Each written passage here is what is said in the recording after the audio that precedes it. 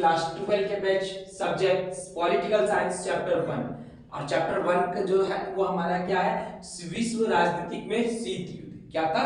विश्व राजनीतिक में शीत युद्ध। क्या था ना कि शीत युद्ध, विश्व राजनीतिक में एक नए युद्ध का आगमन हुआ था और वो युद्ध का नाम क्या था? शीत युद्ध था। शीत युद्ध का नाम शीत युद्ध इसलिए पड़ा क्योंकि इसमें प्रत्यक्ष रूप से एक भी वार नहीं लड़े गए, एक भी युद्ध नहीं किया गया, लेकिन अप्रत्यक्ष रूप से हमेशा अनबन बनी रहती थी, हमेशा एक दूसरे से जलन जो होता है ना वो बना हुआ रहता था। ठीक है, तो आज हम इसी चैप्टर का एमसीक्यू क्वेश्चन, जितना भी एमसीक्यू क्वेश्चन है वो सब कंप्लीट करने का कोशिश करेंगे। और ये जो क्वेश्चन होंगे बहुत इंपॉर्टेंट होंगे, ये आपका बोर्ड एग्जाम में क्वेश्चन आएंगे ही आएंगे। ठीक है, तो चलिए हम लोग आज का क्लास को स्टार्ट करते हैं। तो देखिए पहला जो क्वेश्चन आता है हमारा वो क्या आता है, शीत युद्ध कब शुरू हुआ। जाहिर सी बात है हम लोग शीत युद्ध के बारे में पढ़ रहे हैं, तो सबसे पहले हमको ये जानना होगा ना कि शीत युद्ध कब शुरू हुआ। तो शीत युद्ध जानिए ये कि जब ये द्वितीय विश्व युद्ध की समाप्ति हुई।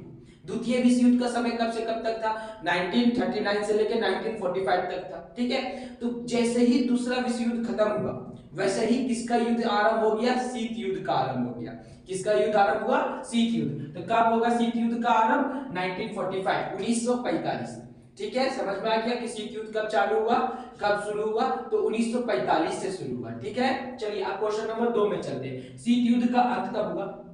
तो शीत युद्ध जिसका आरंभ है उसका अंत तो निश्चित है ना। तो शीत युद्ध आरंभ हुआ 1945 में, लेकिन इसका अंत कब हुआ? तो इसका अंत कब हुआ? 1991। तो देखिए यहाँ पे 4 ऑप्शन दिए रहते हैं। इसी तरह का क्वेश्चन आपका बोर्ड एग्जाम में भी आएगा, क्वेश्चन ऑब्जेक्टिव क्वेश्चन जितना भी है उसमें 4 क्वेश्चन 4 आंसर दिया हुआ रहता है, किसी एक आंसर में चूज करना है, कोई एक आंसर करेक्ट होता है। ठीक है, और वही करेक्ट आंसर को हम लोग को चूज करना रहता होगा। आप लोग तो जान ही चुके होंगे ऑब्जेक्टिव एग्जाम को। ठीक है, 9th क्लास में दिए, 11th क्लास में दिए, 10th क्लास में भी ऑब्जेक्टिव क्वेश्चन आप लोग दे के आए है ना।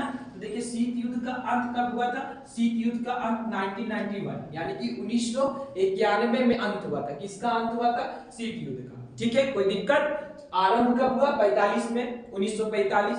अंत कब हुआ? 1991 में। ठीक ना। अब अगला क्वेश्चन क्या आता है कि अमेरिका शीत युद्ध का नाम किसने दिया? देखिए शीत युद्ध का नाम किसने रखा?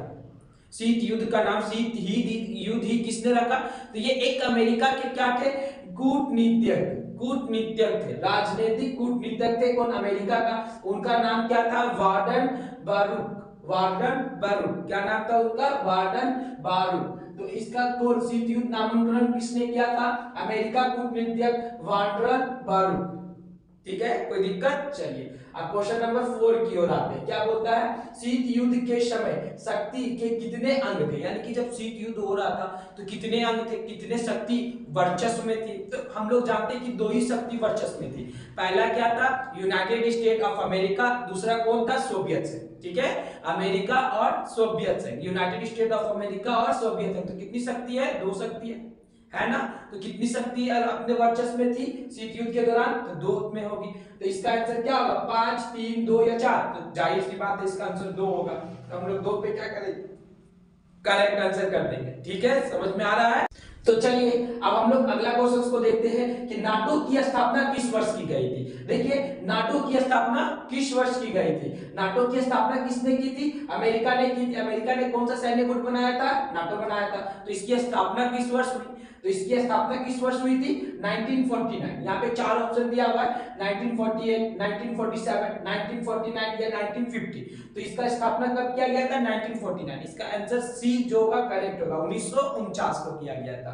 अब देखिए अगले क्वेश्चन में चलते हैं। क्या बोलता है? नाटो की स्थापना के समय यानी कि 1949 में नाटो में कितने देश शामिल थे? यानी कि 1949 में जब स्थापना किया गया था किसका? नाटो का, तो इसमें कितने देश शामिल थे? कितने देश मिलकर इसका स्थापना किए? तो कितने देश इसमें शामिल थे?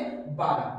कितने देश शामिल थे इसमें? 12। कौन कौन से देश थे वो भी हम आपको बताएंगे। ठीक है, अब आगे क्या बोलता है? नाटो का नेतृत्व कौन देश कर रहा था? जाहिर सी बात है जब इसकी स्थापना नाटो या अमेरिका ने की तो इसका नेतृत्व भी कौन करेगा? अमेरिका ही करेगा ना। चलिए एकदम सही। तो इसका आंसर क्या हो जाएगा? USA, United state of America. कोई दिक्कत नहीं। अब आगे की और क्वेश्चन को देखते हैं। तो इधर देखिए क्वेश्चन है क्या है ना, किस देश ने नाटो में अमेरिका नेतृत्व का विरोध किया? देखिए जब अमेरिका नेतृत्व कर रहा था किसका? नाटो का।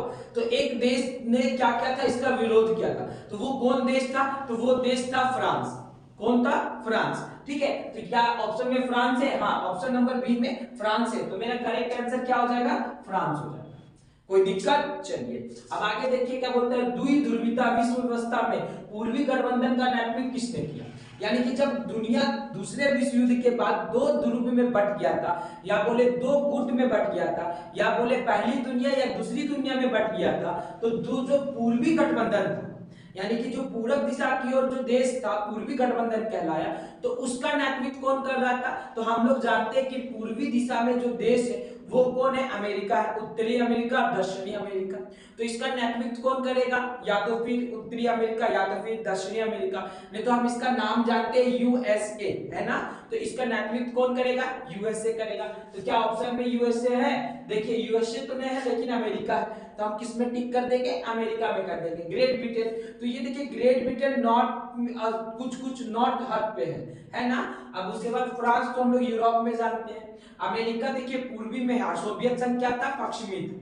पश्चिमी का अगर पूछे कि कौन नेतृत्व कर रहा था, तो पश्चिमी गठबंधन का, तो कौन आ जाएगा? सोवियत संघ आ जाएगा। लेकिन आपको यहाँ पे पूछा क्या है? पूर्वी गठबंधन, है ना। तो हम किसको ध्यान में रखेंगे? पूर्वी गठबंधन को ध्यान में रखेंगे। तो इसका आंसर मेरा क्या हो जाएगा? अमेरिका। पूर्वी गठबंधन का जो नेतृत्व कर रहा था वो कौन कर रहा था? अमेरिका कर रहा था। कोई दिक्कत? चलिए अब हम लोग क्वेश्चन नंबर आगे की ओर बढ़ते हैं। क्या बोलता है? सोवियत संघ ने कौन सा सैन्य गुट बनाया? देखिए जब अमेरिका ने नाटो की स्थापना की, तो नाटो पे लगाम लगाने के लिए, यानी कि नाटो के शक्तियों को अंकुश लगाने के लिए अमेरिका ने भी एक सैन्य गुट का निर्माण किया, या तो फिर सैन्य गुट का निर्माण किया। उसका नाम क्या था? तो उसका नाम क्या था? वर्साई संधि था। क्या था? वर्साई संधि। ठीक है, नाटो अमेरिका का था, वर्साई संधि किसका था? सोवियत संघ का था। ठीक है, चलिए अब अगला क्वेश्चन आता है, वर्साई पैक्ट पर कब हस्ताक्षर हुआ? यानी कि वर्साई पैक्ट पे कब हस्ताक्षर यानी कि पूरी मंजूरी दे दी गई थी। तो इसको कब पूरी मंजूरी दी गई थी? 1944, 1949, 1955 या 1956 या 1965? तो इसको पूरी मंजूरी कब दी गई थी? 1955 को। कब दी गई थी? 1955 को। कोई दिक्कत? चलिए अब आगे पहले क्वेश्चन की ओर बढ़ते हैं। क्या बोलता है? पहली दुनिया किसे कही जाती थी? तो पहली दुनिया जो थी, अभी हम आपको बताएं, पूर्वी गठबंधन को ही क्या कहते थे? पहली दुनिया कहते थे, है ना। दूसरी दुनिया किसे कहते थे हम लोग? दूसरी दुनिया हम आपको इसको कहते थे, क्या बोलते हैं? पश्चिमी गठबंधन को। ठीक है, तो पहली दुनिया को क्या कहते थे? सोवियत संघ में आता था पहली दुनिया, आता था ना, क्योंकि पश्चिमी गठबंधन को ही तो हम लोग कहते थे। पूर्वी गठबंधन में कौन थे? अमेरिका थे। पश्चिमी गठबंधन में कौन था? सोवियत संघ था। ठीक है, तो इसका आंसर क्या हो जाएगा? A number, B number, sorry, USA. क्या है? पहली दुनिया। तो पहली दुनिया किसको कहते थे? अमेरिका को कहते थे। और दूसरी दुनिया किसे कहते थे? सोवियत संघ को कहते थे। क्लियर है? ठीक है, कंफ्यूजन नहीं रखिएगा बच्चा लोग।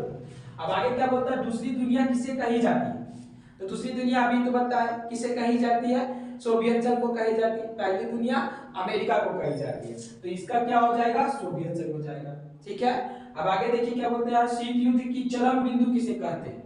देखिए शीत युद्ध के दरमियान एक चरम बिंदु आया था, बहुत ही क्रिटिकल, बहुत ही नाजुक परिस्थिति थी, है ना। जो क्या था? क्यूबा मिसाइल संकट था। क्या था वो? क्यूबा मिसाइल संकट। तो ये शीत युद्ध की चरम बिंदु क्या कहलाएगा?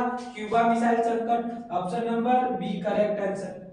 ठीक है, अब आगे देखिए क्या बोलता है, क्यूबा मिसाइल संकट किस वर्ष उत्पन्न हुआ? तो क्यूबा मिसाइल संकट 1962 में शुरू हुआ, 1962 में आया। कब आया क्यूबा मिसाइल संकट? 1962 में। तो इसका आंसर क्या हो जाएगा? Option number A.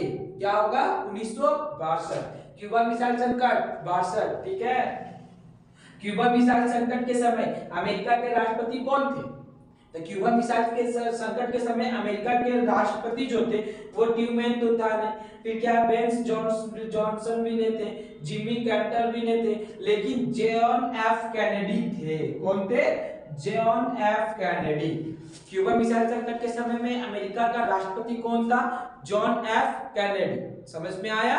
चलिए ठीक है, अब आगे की और क्वेश्चन इसको देखते हैं। तो क्या क्वेश्चन आता है, अगला क्वेश्चन है क्या, क्यूबा मिसाइल संकट के समय में सोवियत संघ के प्रधानमंत्री कौन थे। देखिए क्यूबा मिसाइल संकट के समय में हमने अमेरिका के प्रधान राष्ट्रपति के बारे में जान लिया, क्या कौन थे वो, जॉन एफ कैनेडी। अब सोवियत संघ के समय में अब ये क्या बोलते हैं, सोवियत संघ के प्रधानमंत्री कौन थे, तो दिया क्या है, जॉन एफ कैनेडी। ये तो कहा के प्रधान राष्ट्रपति थे, अमेरिका के थे। स्टालिन, फिर दिया गया निकिता क्रुश्चेव, फिर दिया इसमें से कोई नहीं। तो इसका आंसर क्या हो जाएगा, निकिता क्रुश्चेव। जब सोवियत संघ ये और क्यूबा मिसाइल संकट का दौर था, जब क्यूबा मिसाइल संकट का दौर था तब सोवियत संघ का जो प्रधानमंत्री थे वो कौन थे, निकिता क्रुश्चेव। ठीक है, कौन थे, निकिता क्रुश्चेव। अगर बोले क्यूबा मिसाइल संकट के समय में अमेरिका के राष्ट्रपति कौन थे, तो वो कौन थे, जॉन एफ कैनेडी। ठीक है, अमेरिका के राष्ट्रपति क्यूबा मिसाइल संकट के समय में जॉन एफ कैनेडी, और सोवियत संघ के प्रधानमंत्री क्यूबा मिसाइल संकट के समय में निकिता क्रुश्चेव। कोई डाउट तो नहीं है, चलिए ठीक है। अब आगे की ओर बढ़ते हैं। बगदाद संधि पर किस वर्ष हस्ताक्षर किया गया था, तो बगदाद संधि पर किस वर्ष हस्ताक्षर किया गया था, 1955, 1975, 1965 या 1947। तो इसमें कब साइन किया गया था बगदाद संधि पे, 1955 पर। कब साइन किया गया था, 1955 पर। कोई दिक्कत, चलिए अब आगे की ओर बढ़ते हैं। गुटनिरपेक्ष का अर्थ क्या है। अब देखिए गुटनिरपेक्ष आया, तो गुटनिरपेक्ष क्या होता है ना, जब हम लोग जान ले शीत युद्ध के समय में दुनिया दो गुटों में बट गई थी, या तो फिर दो खेमों में बट गई थी, है ना। तो पहली दुनिया अमेरिकी थी और दूसरी दुनिया सोवियत संघ था। तो एक तीसरी दुनिया का भी उदय हुआ था। कब उदय हुआ था, यही शीत युद्ध के दरमियान में, जो क्या दावा करती थी कि हम किसी भी गुट में शामिल नहीं होंगे, हम कोई भी महाशक्ति का साथ नहीं देंगे। तो वैसे देश जो ना ही पहली दुनिया में थी और ना ही दूसरी दुनिया में थी, तो उसे हमने क्या कहा, गुटनिरपेक्ष कहा। तो यहाँ पे चार ऑप्शन दिया गया है।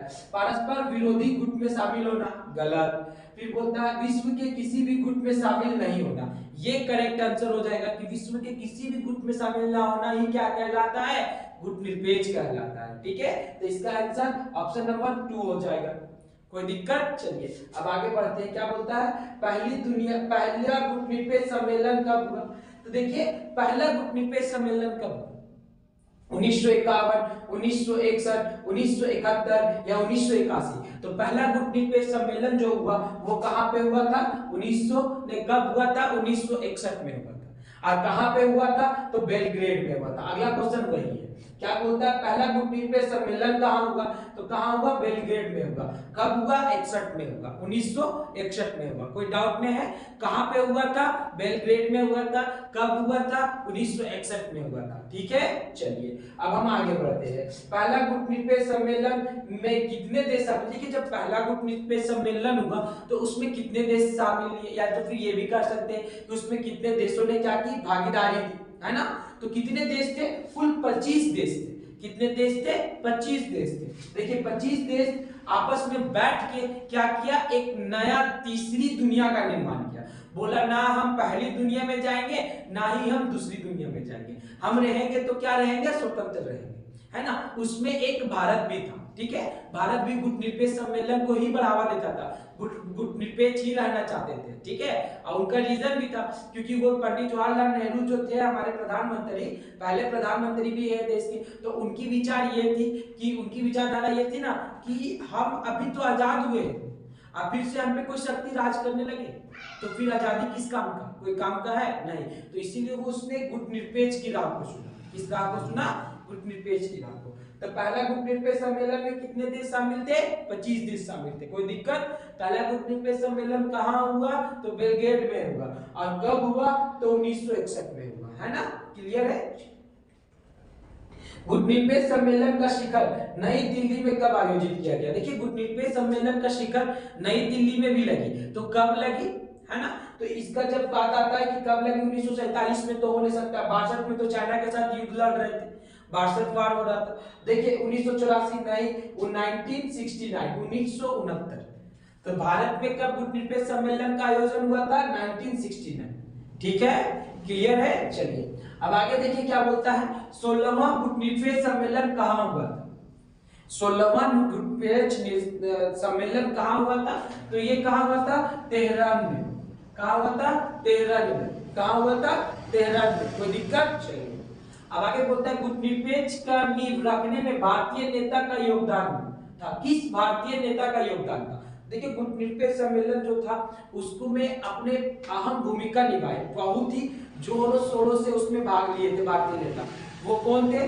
पंडित जवाहरलाल नेहरू, भारत के पहले प्रधानमंत्री पंडित जवाहरलाल नेहरू जी का ये डिसीजन काफी अच्छा था। ठीक है, तो ये क्या हो जाएगा? गांधी जी नहीं, सरदार पटेल जी नहीं, अंबेडकर जी नहीं, तो कौन थे इनका नेतृत्व करने वाले? या तो फिर भारतीय नेता जो अपना योगदान दिए, किसमें योगदान दिए? गुटनिरपेक्ष सम्मेलन में, तो वो नेहरू जी थे। पूरा नाम पंडित जवाहरलाल नेहरू। ठीक है, चलिए अब अगला क्वेश्चन बोलता है प्रथम गुटनिरपेक्ष सम्मेलन के अध्यक्ष कौन थे? एकदम वेरी वेरी इंपॉर्टेंट क्वेश्चन है ये। प्रथम गुटनिरपेक्ष सम्मेलन के अध्यक्ष कौन थे? तो इनके जो अध्यक्ष थे वो कौन थे? सुकर्णो। ठीक है, कौन थे? सुकर्णो। अब अगला फिर क्या बोलता है? G77 का क्या आश्रय है? देखिए ये क्वेश्चन हमेशा रिपीट होता है। G77 हम लोग के 10th क्लास में भी पढ़े, G77 और G7 ये दो कंफ्यूजन वाला है। G77 क्या था ना कि ऐसे देश का समूह जो क्या कर रहे हैं? विकास कर रहे हैं, वो क्या है? विकासशील है, विकसित नहीं है। और G7 क्या होता है कि वैसे देश का समूह जो क्या है? विकसित हो चुके। ठीक है, तो दो सम्मेलन हुई थी 19 के दशक में। पहला हुआ था G7 और दूसरा हुआ था G77। G77 विकासशील देशों के लिए था और G7 विकसित देशों के लिए था। विकसित यानी कि वो पूरी तरह से डेवलप कर गए थे, लेकिन विकासशील यानी कि जो अभी डेवलप के मार्ग पर है, अभी वो विकास के मार्ग पर है। ठीक है, तो G77 का संबंध किससे है? विकासशील देश से। किससे? विकासशील देश से। विकसित देश से संबंध नहीं है, अविकसित देश से भी संबंध नहीं है, लेकिन विकासशील देश से संबंध है। कोई दिक्कत नहीं है। चलिए अब देखिए हम लोग नाटो तो पढ़ लिए कि नाटो क्या है? ये अमेरिका का एक सैन्य संगठन है। ठीक है, तो नाटो का फुल फॉर्म क्या है? ये भी जानना तो आवश्यक है ना। चलिए जान लेते हैं। नाटो का फुल फॉर्म क्या है? उत्तर अंटार्कटिक संधि संगठन। उत्तर अंटार्कटिक संधि संगठन, इंग्लिश में बोले तो नॉर्थ अंटार्कटिक टेरिटरी ऑर्गेनाइजेशन। क्या है? North Antarctic territory organisation. कोई दिक्कत? चलिए नाटो का फुल फॉर्म उत्तर अंटार्कटिक संधि संगठन, और नाटो का इंग्लिश में फुल फॉर्म क्या है? North Antarctic territory organisation. ठीक है, अब देखिए अगला क्वेश्चन क्या बोलता है? पूंजीवाद देश का नेतृत्व कौन कर रहा था? शीत युद्ध के दौरान में तो हमारे गुट दो गुट में थे, पहली दुनिया दूसरी दुनिया, पूर्वी गठबंधन और पश्चिमी गठबंधन, है ना।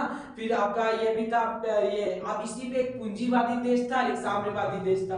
तो पूंजीवादी देश का नेतृत्व कौन कर रहे थे? अमेरिका कर रहे थे। और साम्यवादी देश का नेतृत्व कौन कर रहे थे? रूस कर रहे थे। ठीक है, चलिए तो इसका आंसर क्या हो जाएगा? पूंजीवाद में यूएसए यानी कि यूनाइटेड स्टेट ऑफ अमेरिका। आप बोलते हैं साम्यवादी देशों का नेतृत्व कौन कर रहा था? तो जाहिर सी बात है कौन कर रहा था? सोवियत संघ कर रहा था। ठीक है, सोवियत संघ का अगर दूसरी नाम बोल दे तो फिर क्या बोलेंगे हम लोग? सोवियत संघ का कोई एक और नाम बता दो तो साम्यवादी बता देंगे। पहली दुनिया भी अमेरिका का नाम, दूसरी दुनिया सोवियत संघ का नाम। ठीक ना। अब बोलता है शीत युद्ध के दौर किन दो देशों के बीच में था? शीत युद्ध का जो दौर चल रहा था वो किन दो देशों के बीच में चल रहा था? इतना इजी क्वेश्चन। देखिए भारत पाकिस्तान नहीं, यूक्रेन और रूस नहीं, कोरिया और जापान नहीं, किसका? सोवियत संघ और अमेरिका के बीच का युद्ध था। कौन सा? शीत युद्ध का दौर किसके बीच में था? अमेरिका और सोवियत संघ में। उम्मीद करते हैं कि आज के जितने भी ये इंपॉर्टेंट ऑब्जेक्टिव क्वेश्चन थे वो सब समझ में आ गया होगा। और कहीं भी दिक्कत होगा तो आप हमें कमेंट के माध्यम से बता सकते हैं। मिलते हैं अगले क्लास में। आज के लिए इतना ही। जय हिंद।